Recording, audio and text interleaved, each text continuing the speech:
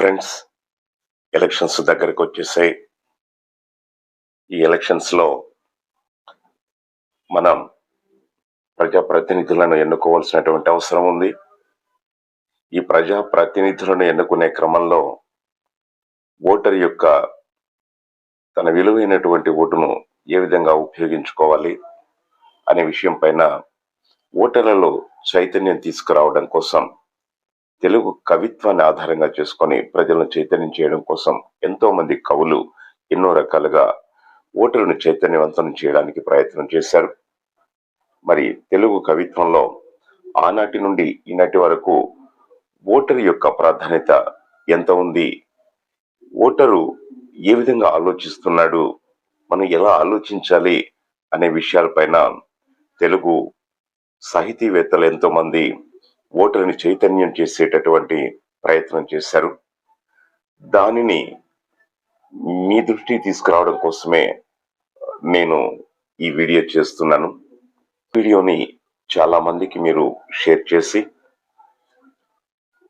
నిజంగా ఓటర్లో చైతన్యం తీసుకురావాలి అనేటటువంటి ఎవరైతే ఈ దేశాన్ని ప్రేమిస్తున్నటువంటి వాళ్ళు ఉన్నారో వాళ్ళందరూ కూడా ఈ వీడియోని షేర్ చేసి మీ బాధ్యతలను మీరు నెరవేరుస్తారని అనుకుంటున్నాను.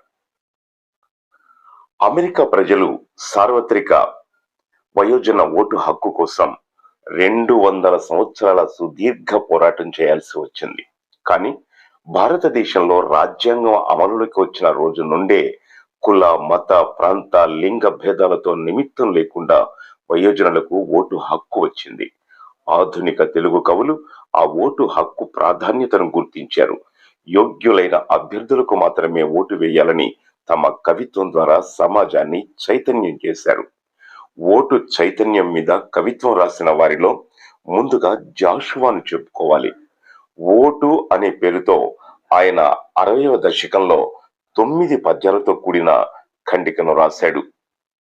కూటికి గుడ్డకున్ ప్రజలు కొంగరు ఓవుచుండ, నీటుగా మోటారు బండ్లపై నగదు మూటలతో కలవారి ఓటు భిక్షాటన సాగుచున్నయది జాగ్రత్త దేశ నివాసులారా, మీ ఓటులు స్వీయ భారత సముజ్వల గాత్రికి సూత్ర బంధముల్ అని అన్నాడు.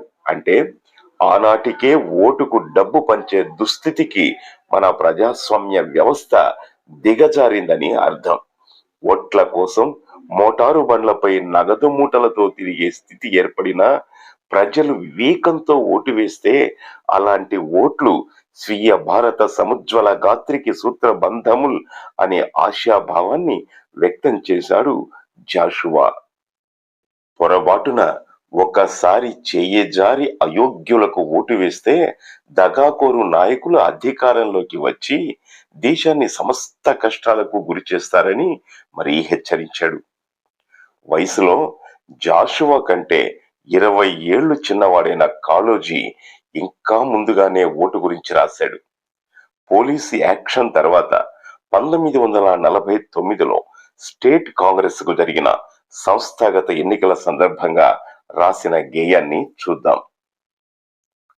ఓటిచ్చు అధికారమున్నట్టి వారు ఎన్నికల సమయాన తిన్నగా వినుడు, మట్టి బాణలు కొనిన కొట్టి చూచెదము, సరుకు కొన వీధెల్ల తిరిగి చూచెదము, పండు పండెనో లేదో పట్టి చూచెదము, ఓటు వేయుట పిల్లలాట ఎట్లగును, అభ్యర్థులై ఓటులడిగేటి వారు ఏమేమి చేసిరో ఎటువంటి వారో, పురుషులెవ్వారు కాపు పురుషులెవ్వారు, గుర్తించి ఓటులను గురిపింపవలయు, ఓటిచ్చునప్పుడే ఉండాలె బుద్ధి, ఎన్నుకొని తలబాదుకొన్న నేమగును, తర్వాత ఏడ్చినా తప్పదనుభవము.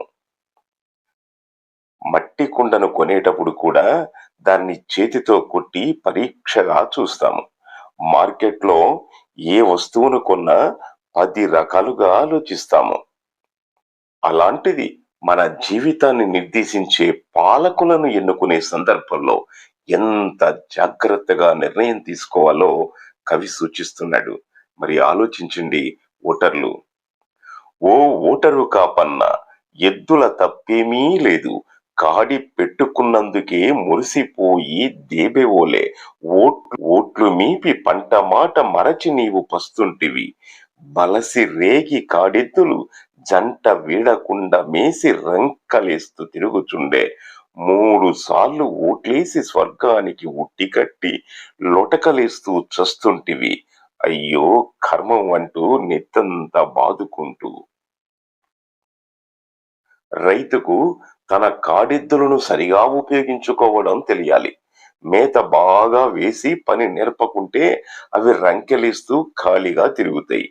గెలిచి పని చేయకుండా తిరిగే నాయకులను అలాంటి ఎద్దులతో ఓట్లను మేతతో పోల్చాడు కవి.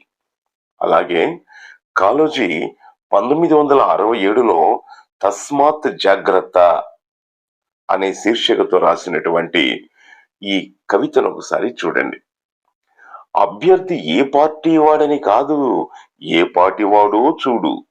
ఎన్నుకుంటే వెలగబెట్టడం కాదు, ఇందాక ఏం చేసిండో చూడు.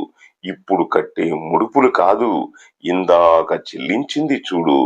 పెట్టుకునే టోపీ కాదు, పెట్టిన టోపీ చూడు అంటూ హెచ్చరికలు చేసిన కవిత తెలుగు కవిత్వ ప్రేమికులకు సుపరిచితమే. ఆరుద్ర తన కూనలమ్మ పదాలలో బ్రూటున కేసిన ఓటు బురదలో గిరవాటు కడకు తెచ్చును చేటు ఓ కూనలమ్మ అని హెచ్చరించాడు. బ్రూటు అంటే క్రూరమైన వాడు అని అర్థం. రౌడీలు గూండాలు రాజకీయాల్లోకి వస్తున్నారు. కోట్లాది రూపాయలు ఖర్చు పెట్టి గెలవడం, గెలిచాక అంతకు 10 రెట్లు దోచుకోవడం ప్రస్తుత రాజకీయ ముఖ చిత్రం. అందుకే అలాంటి బ్రూటులకు ఓటు వేయొద్దని, వేస్తే అది ప్రమాదంగా పరిణమిస్తుందని ఆరుద్ర హెచ్చరిస్తున్నాడు. తెలుగులో మినీ కవిత్వాన్ని వ్యాప్తిలోకి తెచ్చిన వారిలో ముఖ్యుడైన రావి రంగారావు కూడా ఓటు హక్కు వినియోగం మీద చాలా రాశాడు. నమ్మకమ్ము నిలుపు నాయకులున్నచో ఓటు నమ్ముకోరు నోటు కొరకు. పాయసమ్ము వంటిది ప్రజాస్వామ్యమందు గుండు సూదులు ప్రజలమ్ముకొన్న ఓట్లు. దినము దినముకు ఓట్లమ్ముకొనడి వారు పెరుగుచుండగా అవినీతి పెరుగుచుండే పైన పేర్కొన్న రావి రంగారావు ఓటు మీద రాసిన కొన్ని పద్యపాదాలవి. అనేక మినీ కవితలు కూడా రాశాడు. మచ్చుకు కొన్ని ఓటు నోటు వాటేసుకుంటే పుట్టేది రాక్షస బిడ్డే. ఓటు నోటు వాటేసుకుంటే పుట్టేది రాక్షస బిడ్డే. వినాయకుడి లాంటి ఓటర్లను, ఎంతో విలువైన దేవుళ్లను ఆర్భాటమైన భక్తితో నైవేద్యాలు పెట్టి పెట్టి పండగ రోజులు పోగానే హుస్సేన్ సాగర్లో ముంచుతారు. నీ చేతిలో ఓటు జాగ్రత్తగా వాడితే పొలం దున్నే హలం కళ్ళు మూసుకొని వేస్తే భవిష్యత్తును బలిగొనే విషపూరిత కరవాలం. తెలుగు నాట పాట అంటే ముందుగా గుర్తొచ్చే పేరు గద్దర్. చాలా కాలం పాటు గద్దర్ విప్లవోద్యమంతో ఉన్నాడు. బయటికి వచ్చాక ఆయన ఓటు హక్కు కోసం ఎన్నికల సంఘానికి దరఖాస్తు చేసుకుని 2018లో ఓటు హక్కును పొందాడు. అదే సంవత్సరం జరిగిన సార్వత్రిక ఎన్నికల్లో మొదటిసారిగా ఓటు హక్కును వినియోగించుకున్నాడు. ఓటుపై పాటలు కూడా రాశాడు. రాజకీయ బానిసలారా ఈ రాజీ బ్రతుకులు వద్దురా, ఒకే మనిషికొక ఓటురా, నోటుకు బలి పెట్టొద్దురా, వెలకట్టలేనిది ఓటురా, నీ బ్రతుకును మార్చే తూటరా, ఇది బాటరా, బాబాసాహెబ్ మాటరా. ప్రజావాగ్గేయకారుడు గోరేటి వెంకన్న ఓటేడ నేనేస్తీరన్నా, నా ఓటు దానోటు నా పెండ్లామే గుద్దే, ఓటేడ నేనేస్తీరన్నా అనే అద్భుతమైన పాటను రాశాడు. ఇట్లా ఎందరో తెలుగు కవులు ఓటు హక్కు ప్రాధాన్యతను తెలుపుతూ రాశారు. సామాజిక బాధ్యతతో అలాంటి కవిత్వాన్ని నిలబెడుతున్న కవులకు నమస్కారం. ఇది విన్నవారు, ఇది చదివినవారు ఈ ఓటు యొక్క విలువను తెలుసుకోండి. ఓటర్లలో చైతన్యం తేవడానికి ప్రయత్నం చేయండి. ఈ అద్భుతమైనటువంటి వ్యాసాన్ని మనకు అందించినటువంటి వారు పి రాజీవ్ కుమార్, తెలుగు శాఖ, ఉస్మానియా యూనివర్సిటీ. వారికి ధన్యవాదాలు తెలియజేసుకుంటున్నాను.